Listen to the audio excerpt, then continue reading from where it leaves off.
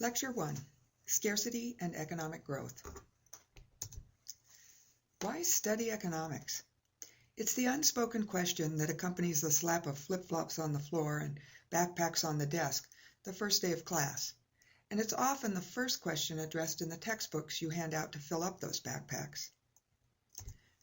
The answer is, of course, scarcity. Scarcity exists, and we have to deal with it.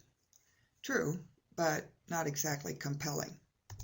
You can almost hear the, and I should care because. How about you should care because of this? You could say it's hyperbole to suggest that the reason we should care about economics is that there are starving children all over the world. Just histrionics designed to convince bored teenagers that whatever we're selling in this classroom is worth several hours of their time and attention each week. They are, after all, pretty inured to trumped-up drama, both in their own lives and in the world the media creates around them. It's a good point, but in this case, I don't think it's hyperbole. We can make a convincing case for the connection between studying economics and caring about starving children. And as the textbooks argue so prosaically, it does begin with scarcity. Now, I promise that we'll get to the starving children, but we're going to start with Tinkerbell. Really, just bear with me here. We're going to do a little variation on the desert island experiment, or in the modern terms, you could think of it as a kind of virtual reality game. Suppose that, in an instant, the whole world as you know it disappears, and you find yourself, that's just you, on a desert island. I'm talking you, sand, seawater, that's it. Not good. But just as you begin to panic, who should appear but Tinkerbell? Tink quickly assesses your situation and offers to help you out. She can't get you off the island or restore your former life, but she gives you 15 seconds to write a list in the sand of everything you want and need. She promises that when the time's up, she'll magically provide you everything on the list before she disappears.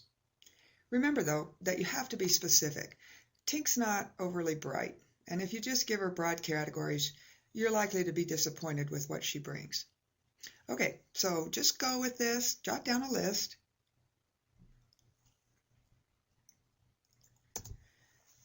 My experience is that you're likely to get one of two responses from students.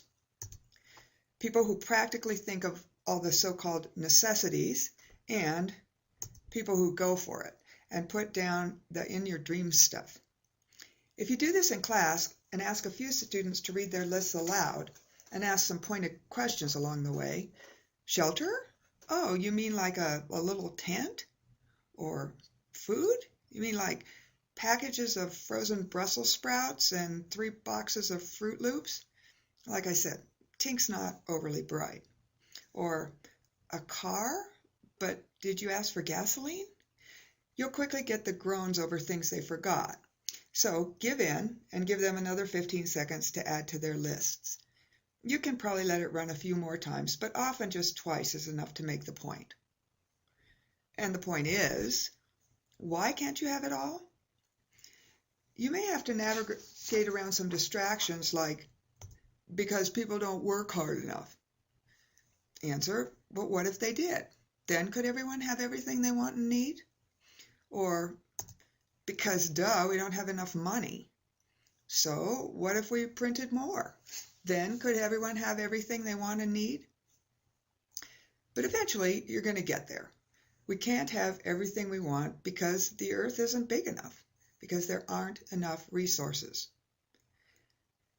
Let's look again at that traditional definition of scarcity and see if we can unpack it a little more. It's hard to accept, but scarcity isn't an option. It's a fact that resources are limited and wants and needs are unlimited. Now first, that's not a typo on the screen. I deliberately wrote wants and needs as one word, and we'll come back to it in a minute. But first, let's make sure that we understand that scarcity isn't optional. It's not just someone's opinion that resources are limited. We generally recognize 4 categories of resources: land, labor, capital, and entrepreneurship. And laying out the categories may make it easier to see the limits of each one. Land is econ speak for natural resources, and this broad category is perhaps better thought of as any gift of nature. A sunny climate, for example, or wind to turn a windmill, are natural resources just as much as crude oil or iron ore. Limits? Well, we might not know exactly how much of each natural resource there is, but, as the student said, the earth is only so big, so we know that there is a limit. Labor. Labor is any human effort, mental or physical. Be careful to distinguish labor from work.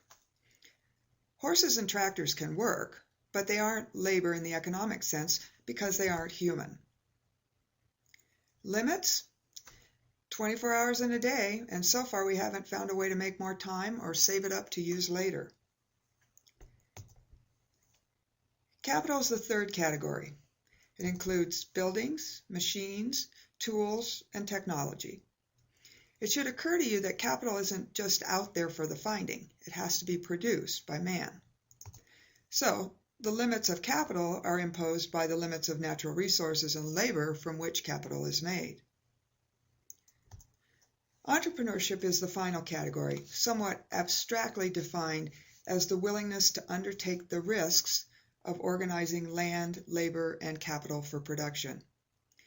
I suppose we could argue that human ingenuity isn't limited, and indeed, a noted economist named Julian Simon made such an argument. But risk-taking certainly seems to be limited. I mean, I'm not out there in business for myself, are you? I'll take my regular, predictable paycheck, thank you very much. So I can appreciate the contribution that risk-takers, entrepreneurs, make to the economy. So the fact of limits is part of the equation, but the other part is equally important. Human wants and needs are unlimited. Now, does this mean that people are all greedy little pigs always grasping for more? Clearly not. And it doesn't deny the possibility that people may find themselves content with just what they have at the moment. Instead, it reflects the reality of life in a world where lots of people live their lives and their wants and needs happen. And the resources are still limited. Just a side note here, and an explanation of why I wrote wants and needs as one word. In terms of the basic problem of limited resources, it doesn't really matter whether they're wants or needs. The point is that there aren't enough resources to satisfy all of them. Perhaps when students are young, there's value in having them learn to prioritize, to understand that not all things are of equal value or worth equal sacrifice, that it's wise to satisfy our needs before our wants. But ultimately, that's a dilemma that individuals must address on their own. By the secondary level, asking students to spend time distinguishing wants from needs inevitably becomes an irresolvable argument about whose values are right, what should we need, and whether chocolate ice cream is a want or a need. It's a distraction, and it has the added unfortunate tendency to confirm the erroneous belief that the reason some people in the world can't satisfy their basic needs is that there are too many greedy people satisfying their unnecessary wants. Which brings us back to the main question of what it means to say that we should care about economics because children in the world are starving. It means that how we address the universal reality of scarcity matters. We're constrained in our ability to meet unlimited human wants and needs by the fact of limited resources, and ultimately, the wealth or poverty of nations is determined by how they choose to deal with that fact. As we begin to build a bridge from economic reasoning to the realities of wealth and poverty in the modern world, let's look at some historical evidence. Bottom line is that for all but the past couple of centuries, extreme, abject poverty was the norm of human existence. Thomas Hobbes famously described the life of man as nasty, brutish, and short, and he wasn't exaggerating. Look at these estimates of life expectancy at birth. They're depressing enough in the Middle Ages, but notice that they don't get a whole lot better in some parts of the world, even into the 20th century. Or look at this graph of the growth of world population over time. Take a minute to sort out what it's telling us. First, note the two axes. Time on the horizontal, world population on the vertical. Notice that for thousands of years, even after the second agricultural revolution, population growth barely creeps upward. Think about that in terms of what we've learned about scarcity. Here's how the process goes. Human wants and needs are satisfied by production, that is, using limited resources to make goods and services. If humans can't produce many goods and services, few of their wants and needs will be met. In other words, life is nasty, brutish, and short. If humans can find better ways to use their limited resources, they can produce more goods and services, more human needs can be met, and overall life is less nasty, brutish, and short. Scarcity retreats. It doesn't disappear, but it retreats. Population and well-being grow. That's the story that we see on this graph. The almost non-existent growth of world population before 1750 is evidence of the stranglehold of limited resources. The explosion of world population that began about 1750 and continues today is evidence that our ability to produce goods and services from limited resources has improved drastically, to the point that much of the world lives in comfort and worries and wonders why the rest does not. What happened in this story is economic growth, a sustained increase in the ability to produce goods and services in the face of continued resource limits. Think of it this way. Suppose the pie on the screen represents the value of all the goods and services a nation can produce with its limited resources. The standard of living or well-being of any person or group of people in the nation is represented by the red slice of the pie. Usually, some people and groups have bigger slices than others. But even if they all have the same size slice, how do they get more? How do they get more goods and services so that their standard of living rises? With the pie as it is, the only way for some people to have more is for others to have less. Notice that for the red slice to get bigger, the blue slice must get smaller. Regardless of the size of the individual slices, the only way for people to improve their lives is to take from someone else. Unless the pie gets bigger. If the pie grows, if there are more goods and services produced, then all the slices of well-being grow too, without taking away from anyone else. This is not to suggest that the benefits of economic growth are always or ever evenly distributed, but it does tell us that economic growth makes it possible for all to benefit at no one's expense. If we go back to our graph of world population over time, we're seeing the secret ingredient for growing the pie, and it's called productivity. Productivity is the term economists use to measure the output from a given set of resources in a given period of time. Increasing productivity means producing more goods and services from the same inputs. That, increasing productivity, is the key to economic growth and the accompanying improvements in standard of living. While the graph offers good news about our ongoing battle with scarcity, it raises some uncomfortable questions. Chief among them, why doesn't everybody benefit? I mean, if we know how to be more productive, why do we still have this? Why are some countries rich and some countries still poor? Why have some experienced economic growth and others have not? What can be done to promote economic growth in poor countries around the world? The short answer is that much of the difference between rich and poor nations of the world can be explained by looking at the institutions they adopt to deal with scarcity. Some of those institutions work well to promote economic growth, and some don't. Institutional analysis and the institutional perspective have grown increasingly important in economics in the past quarter century. Economic historian Douglas North was awarded the Nobel Prize in 1993 for his contributions to our understanding of how institutions change over time. North is credited with coining the useful definition of institutions as the rules of the game that govern how people interact and make choices. When you introduce the term institutions, your students will probably conjure up images of prisons or mental hospitals. So before we end this lecture, let's try to construct a common vocabulary that you can use with them and that we'll be using throughout the rest of this course. Institutions are social arrangements. They can be formal or informal. But the important thing is that they shape incentives and outline the expected and acceptable forms of behavior in social interaction. That expected and acceptable forms of behavior is important to helping us move beyond thinking of institutions as places to thinking of institutions as rules of the game.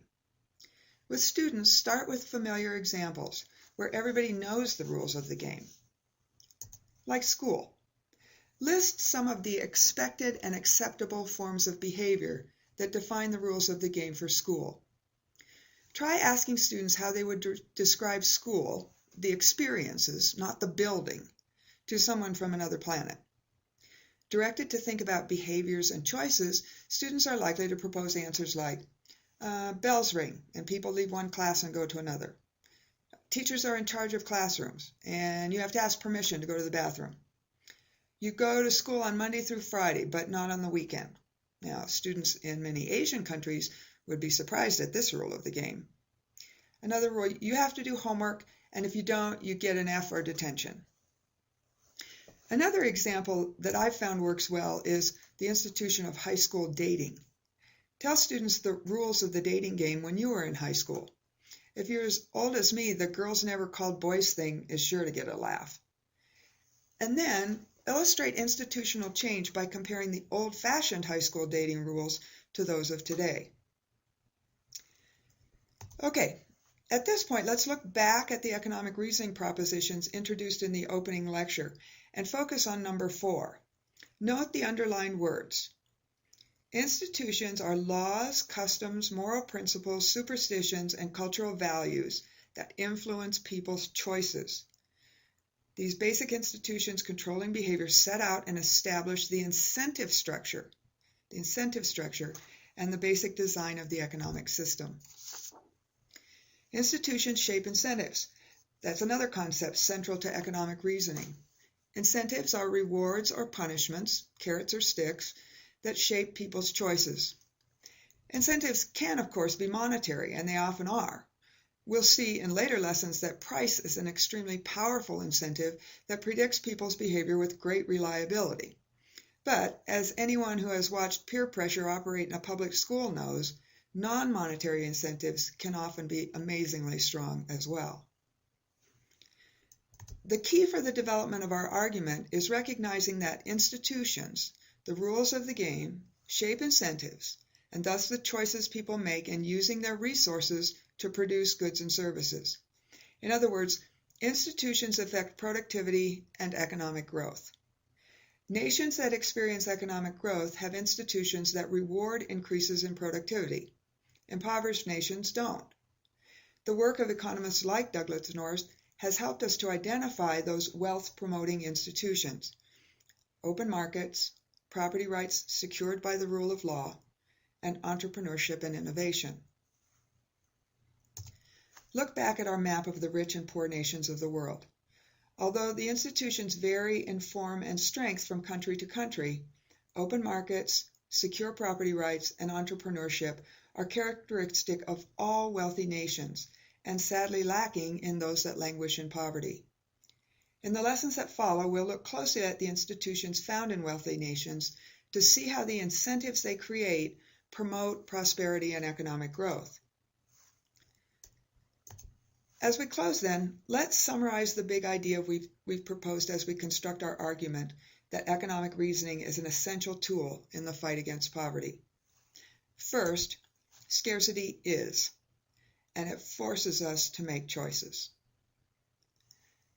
2, economic growth is evidence of success in the fight against scarcity. Scarcity doesn't disappear. We still have to make choices, but we have more to choose from. And the result is higher standards of living. Third, some institutional arrangements, some sets of rules of the game encourage economic growth. The wealthy nations of the world have adopted these institutions. The poor nations have not. And finally, the institutions that encourage economic growth include open markets, property rights and the rule of law, and entrepreneurship and innovation. You've made it to the end of Lecture 1. Check the lesson guide for readings and assignments, and I'll meet you back here in Lesson 2.